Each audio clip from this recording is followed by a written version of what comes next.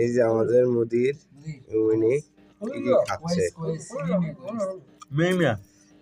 এটাতে দেওয়া আছে হলো রুটি আছে, দুধ আছে, আর এইখানে যে কাঁচা টমেটো, এটা হলো কি পাতা বলা হয়, যাই হোক এটা কিসের, এটা কোয়েসাক্কেল, এটা কি, এটা মূলা গাছের পাতা নাকি এটা, এই যে কিভাবে খায়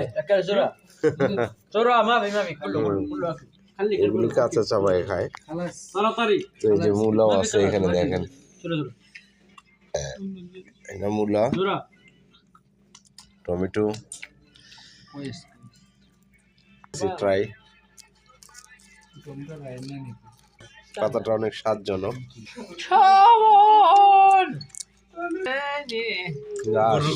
গরুর ঘাস তো এটা খাইছি, যাক ভালোই লাগলো। তো আপনারা দেখেন বিদেশ আসলে কি কি খেতে হয়, এই যে মিয়া মিয়া বলে।